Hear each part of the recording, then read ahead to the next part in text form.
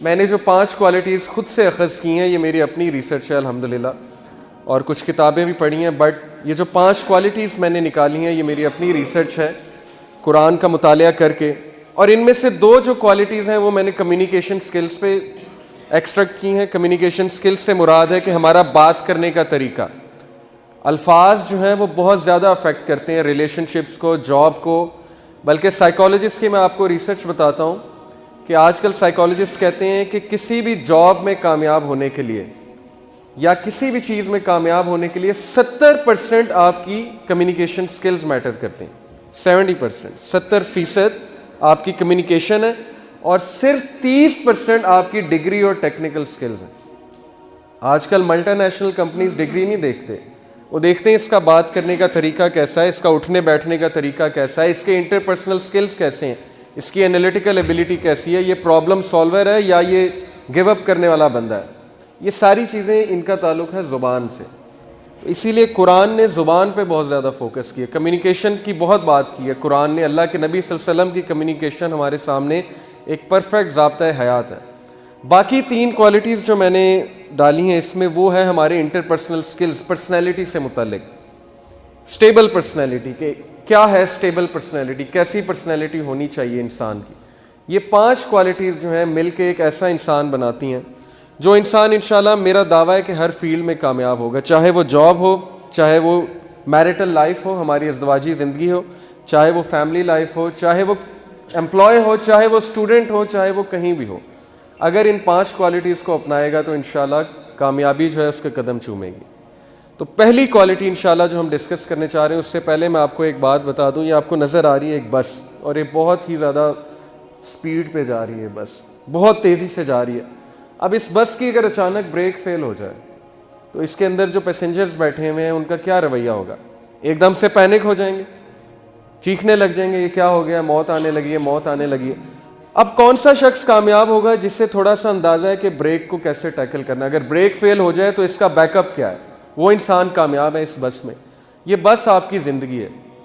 زندگی کبھی کبھی اس موڑ پہ چلی جاتی ہے جو ہم نے ایکسپیکٹ نہیں کیا ہوتا. اسٹیون کووی جیسے کہتا ہے نا کہ انسان کی زندگی میں 2 طرح کے مسئلے آتے ہیں. ایک مسئلے وہ حل کر سکتا ہے، اسے پتہ ہے کہ ٹھیک ہے اس مسئلے کی وجہ کیا ہے، یہ اس وجہ سے آیا ہے، اس نے حل کر دیا. ایک مسئلہ ہے جو نہیں پتہ آپ کو کیوں آیا مجھ پہ. جیسے یوسف علیہ السلام، ان کا کیا قصور تھا؟ بچے تھے، انہوں نے تو ایکسپیکٹ نہیں کیا تھا میرے بھائی مجھے ماریں گے، مار کر کنویں میں پھینک دیں گے. ان کو یہ پرابلم نہیں نظر آ رہی تھی، لیکن اس طرح کی پرابلمز آ جاتی ہیں انسانوں پہ. کبھی کبھی انسان سوچتا ہے میرا قصور کیا ہے، یہ چیز میرے ساتھ کیوں ہو رہی ہے، یہ اللہ کا امتحان ہے، قرآن جو ہمیں بتاتا ہے. اب بریک فیل ہو گئی زندگی کی، آپ زندگی بڑی اچھی گزار رہے تھے، بڑی اسموتھلی جا رہی تھی، اچانک زندگی کی گاڑی کی بریک فیل ہو گئی.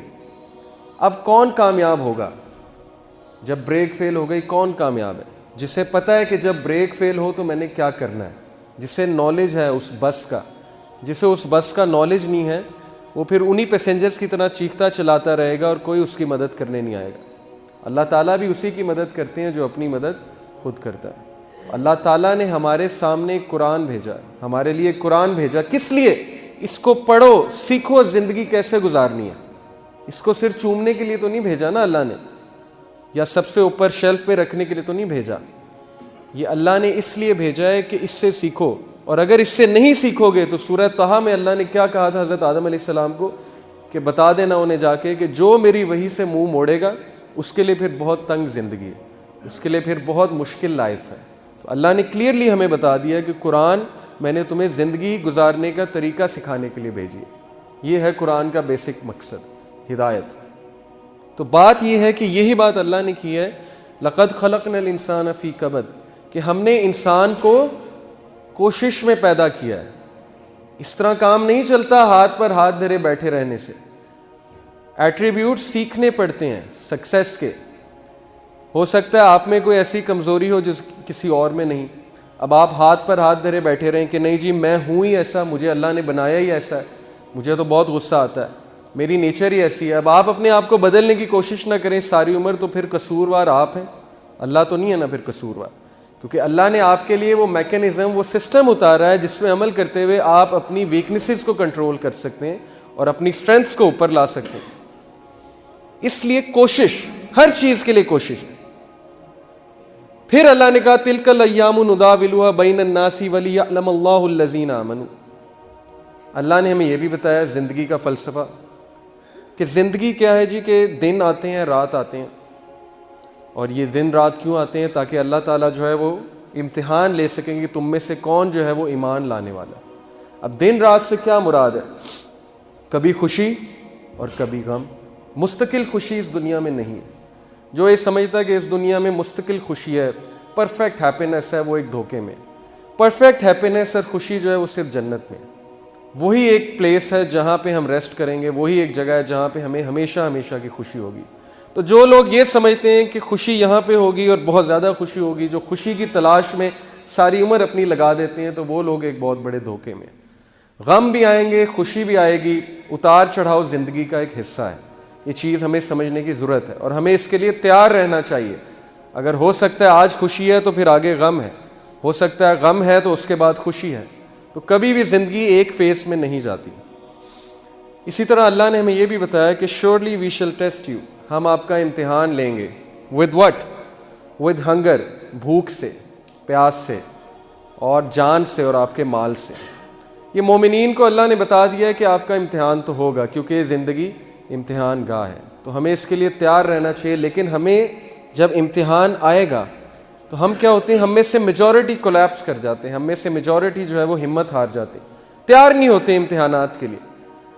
اچھی قدر کا تو ہمیں بڑا پسند ہے جی, کہ اچھی باتیں ہمارے ساتھ, خوشیاں آئیں ہمیں, تب تو ہم اللہ کا بڑا شکر ادا کرتے ہیں. لیکن جیسے ہی کوئی اللہ تعالیٰ ہماری پکڑ کرتے ہیں یا ہم پہ کوئی امتحان لے آتے ہیں, تب جو ہے ہم اللہ سے شکایات شروع کر دیتے ہیں. تو اللہ نے تو آپ کو پہلے ہی بتا دیا ہے کہ زندگی میں امتحان بھی آئیں گے, زندگی میں مشکلات بھی آئیں گی, لیکن اللہ نے ساتھ میں آپ کو وہ وے آف لائف بھی دیا ہے, وہ طریقہ بھی بتایا ہے کہ ان چیلنجز سے کیسے لڑنا ہے تم نے, زندگی سے کیسے مقابلہ کرنا ہے تم نے, زندگی کو کیسے پروڈکٹیو مینر میں تم نے گزارنا ہے. یہ تو جی تھا زندگی کا ایک مختصر سا فلسفہ جو قرآن ہمیں بتاتا ہے. اب پہلی جو ہیبٹ ہے کمیونیکیشن سے ریلیٹڈ ہے, زبان. کیا آتا ہے آپ کے مائنڈ میں, کیا آتا ہے قرآن میں کمیونیکیشن کے بارے میں کیا کیا ہیبٹس بتائی گئی؟ آپ میں سے کوئی بتائے گا؟ ماشاءاللہ سارے علمی لوگ بیٹھے ہوئے. تو قرآن نے کمیونیکیشن کے بارے میں کچھ انسٹرکشنز ہمیں دی ہیں کہ اس طرح سے بات کرو.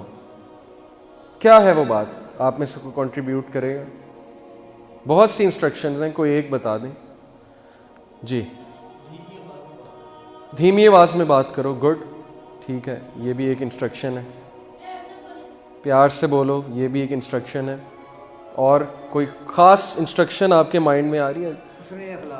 حسن اخلاق سے بات کرو, بہت اچھی بات ہے جی. اور کوئی؟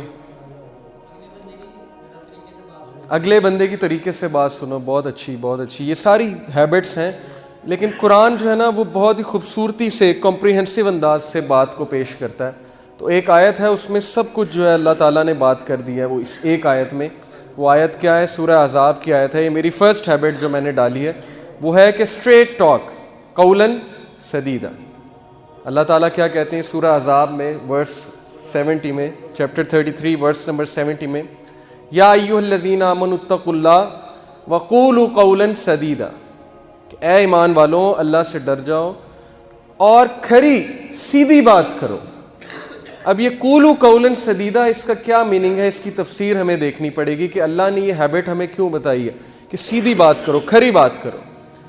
اب دیکھیں یہ جو بات ہے اسٹریٹ ٹاک, اس کی جو ٹرانسلیشن مجھے سب سے زیادہ پسند ہے, صحیح انٹرنیشنل کی ٹرانسلیشن ہے. انہوں نے بہت اچھی ٹرانسلیشن کی, عربک ورڈ سے ملتی جلتی, سب سے قریب جو ہے اس عربک ورڈ کے قولاً سدیدا, کہ speak words of appropriate justice, تم انصاف والی بات کرو. اب کیا بات ہے کھری بات سے کیا مراد ہے؟ قولاً سدیدا سے کیا بات ہے؟ تفسیر کا اگر مطالعہ کیا جائے تو 3 چیزیں واضح ہوتی ہیں کہ ایک, اٹ شوڈ بی کلیئر, ہماری جو گفتگو ہے وہ بڑی کلیئر ہونی چاہیے, پلین کلیئر. کلیئر سے کیا مراد ہے؟ سمجھ آنی چاہیے کہ آپ کا پوائنٹ کیا ہے, آپ کہنا کیا چاہ رہے ہیں, آپ تمہیدیں تو نہیں باندھ رہے, آپ کی بات اگلے کو سمجھ آنی چاہیے. کلیئر سے ایک اور چیز مراد ہے کہ جو آپ کے دل میں ہے وہ آپ کی زبان میں. آپ کوئی ڈپلومیسی نہیں کر رہے, آپ ایسی بات نہیں کر رہے کہ دل میں کچھ اور ہے زبان میں کچھ اور ہے. اگلے کو آپ کہہ رہے ہیں آپ مجھے بہت پسند ہے, دل سے آپ اسے پسند نہیں کرتے. اگلے کو آپ کہہ رہے ہیں کہ ٹھیک ہے میں ایسے کروں گا, لیکن دل میں آپ کے کچھ اور ہے. کلیئر بات نہیں ہے. اپنا پوائنٹ آف ویو بہت کلیئرلی اگلے کو بتانا چاہیے, لیکن ایک طریقے کے ساتھ. وہ طریقہ ہم ڈسکس کریں گے. ایک تو it should be clear, second it should be truthful. سچ بات, سچ بولیں, سچ. کوئی لوپ ہول نہ ہو اس میں. لوپ ہول سے کیا مراد ہے کہ اس میں کوئی کجی نہ ہو, اس میں کوئی جو ہے وہ دوگلی بات نہ ہو, ڈوئل میننگ ٹاک نہ ہو. ڈوئل میننگ ٹاک کیا, اس کی میں آپ کو ایگزامپل دوں گا. کبھی کبھی ہم ایسی بات کہتے ہیں جس کے 2-3 مطلب نکل رہے ہوتے ہیں لوگوں کو کنفیوز کرنے کے لیے, اور جب کوئی مائنڈ کر جاتا ہے تو ہم کہتے ہیں نہیں میرا مطلب تو اصل میں یہ تھا, آپ کا مطلب جو بھی تھا, لیکن آپ کی بات کا وہ مطلب بھی نکل رہا ہے جو اس نے سمجھا ہے. ایسی بات سے بھی اسلام نے ہمیں منع فرمایا. ایک clear, it should be truthful, اور third it should be just, انصاف والی بات.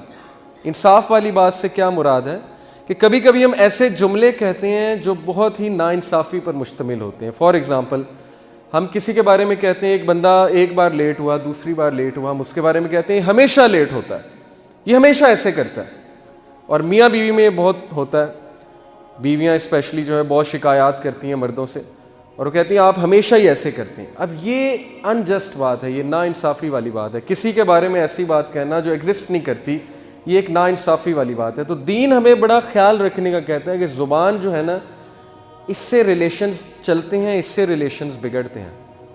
زبان اگر آپ کے کنٹرول میں, اللہ کے نبی صلی اللہ علیہ وسلم نے کیا کہا تھا, مجھے شرمگاہ کی حفاظت کی ذمہ داری دے دو اور زبان کی حفاظت کی ذمہ داری دے دو, میں تمہیں جنت کی گارنٹی دیتا ہوں. اب میں آپ کو کچھ ایگزامپلس دیتا ہوں. دیکھیں لوپ ہول سے کیا مراد ہے, کلیئر بات کیا ہے. مثال کے طور پہ آپ سے کوئی پوچھے آپ کہاں ہیں, آپ کہیں میں یہاں ہوں, ٹھیک ہے. اب یہاں سے مراد کیا ہے, اسپیسیفک ہونی چاہیے نا بات. آپ کہیں مثال کے طور پہ, اب میں لاہور میں تو ایسے ایگزامپل دیتا ہوں کہ فیروز پور روڈ بہت لمبی ہے, وہ شروع ہوتی ہے اچھرا سے اور وہ جاتی ہے قصور تک. اب آپ سے کوئی پوچھے آپ کہاں ہیں, آپ کہیں میں فیروز پور روڈ پہ, اسے دھوکہ دینے کے لیے. اب فیروز پور روڈ پہ تو کلمہ چوک بھی ہے, اچھرا بھی ہے, قصور بھی ہے, وہاں پہ تو والٹن بھی ہے, کینچی بھی ہے. آپ اسے کہنا یہ چاہ رہے ہیں کہ میں بس کلمہ چوک ہوں, لیکن آپ کہہ رہے ہیں میں فیروز پور روڈ ہوں, میں بس آ رہا ہوں 15 منٹ میں آ رہا ہوں, لیکن آپ کہاں بیٹھے ہوئے ہیں, آپ قصور بیٹھے ہوئے ہیں, وہ لمبی روڈ اینڈ پہ جا کے آپ بیٹھے ہوئے ہیں, لیکن آپ دھوکہ دینے کے لیے کہہ رہے ہیں میں فیروز پور روڈ پہ میں بس آ رہا ہوں. اب میں بس آ رہا ہوں سے کیا مراد ہے, بس سے کیا مراد ہے, کتنا ٹائم, 10 منٹ, 15 منٹ, آدھا گھنٹہ. بس میں 15 منٹ میں آیا. اور 15 منٹ کا کیا ہے کہ ہم کتنی دیر لگاتے ہیں, 45 منٹ, 40 منٹ. پاکستان میں تو یہی ایوریج چلتی ہے, بہت کامن ہے. 15 منٹ کا مطلب ہے 45 منٹ. اب یہ چیز بڑا میٹر کرتی ہے ریلیشن شپس میں. کھری بات کرنا, وہ بات کرنا جس پہ آپ پورے اتریں. آپ سوچیں کہ آپ کھری بات کرنے لگ جائیں, آپ کسی کو کہیں میں 15 منٹ میں آیا اور آپ واقعی ہی 15 منٹ میں آ جائیں. آپ کسی کو کہیں جی سچ کہیں فون پہ جی کہ میں یہاں کھڑا ہوں ایگزیکٹ, اور یہاں سے مجھے لگیں گے 40 منٹ ڈپینڈنگ اپون ٹریفک, اس کے بعد میں انشاءاللہ آ جاؤں گا. اس چیز سے آپ کی گفتگو میں وہ چیز پیدا ہوگی جس کی وجہ سے کمپنیز بھی آپ کو پریفر کریں گی. کمپنیز کو بھی ایسا بندہ پسند ہے جو کمٹمنٹ کا پورا ہوتا ہے, ہمیشہ سچ بولنے والا بندہ, کمٹمنٹ نبھانے والا بندہ. آپ کے ریلیشنز امپروو ہو جائیں گے. گھروں میں بہت سی لڑائیاں صرف اس بات پہ ہوتی ہیں کہ آپ لیٹ آتے ہیں, آپ جھوٹ بولتے ہیں, آپ کہتے ہیں میں بس ابھی آیا, آپ اپنی زبان کے پکے نہیں ہیں. تو زبان کا پکا ہونا مسلمان کے لیے اتنا امپورٹنٹ ہے کہ ہم سوچ بھی نہیں سکتے. حضرت عمر رضی اللہ عنہ کی تاریخ سے آپ نے واقعہ سنا ہوگا کہ ایک شخص تھا, وہ اس کے کھیت میں دوسرے جو لوگ تھے ان کا اونٹ جو ہے وہ چرنے کے لیے آیا. اس نے جو ہے پتھر اٹھا کے وہاں پہ مارا, تو وہ جو اس سائڈ کے لوگ تھے ان میں سے ایک جو ہے وہ وفات پا گیا. اب اس کے بیٹوں نے کہا کہ اس کا قصاص ہوگا اس آدمی کا.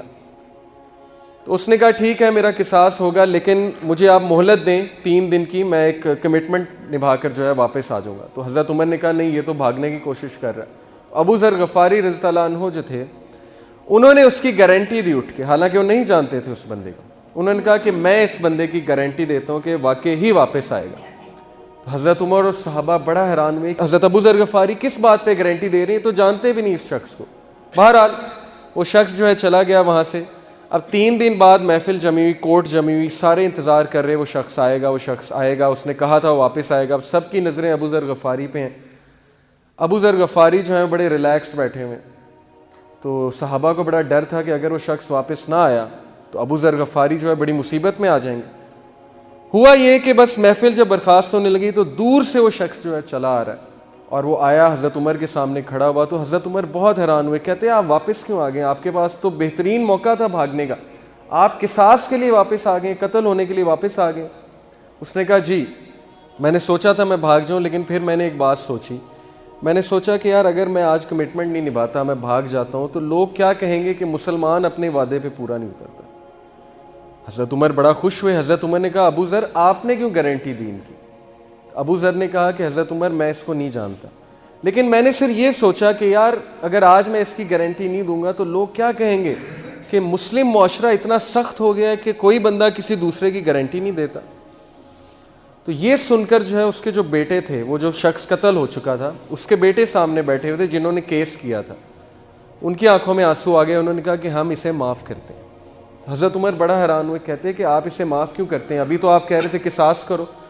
انہوں نے کہا کہ ہم نے یہ سوچا ہے کہ امیر المومنین اگر ہم اسے معاف نہیں کریں گے تو لوگ کیا کہیں گے کہ مسلم معاشرہ اتنا سخت ہو گیا کہ لوگ آپس میں ایک دوسرے کو معاف نہیں کرتے. اب یہ صرف ایک چھوٹی سی بات سے دیکھیں چین آف گڈنس, چین پوری چلی ہے.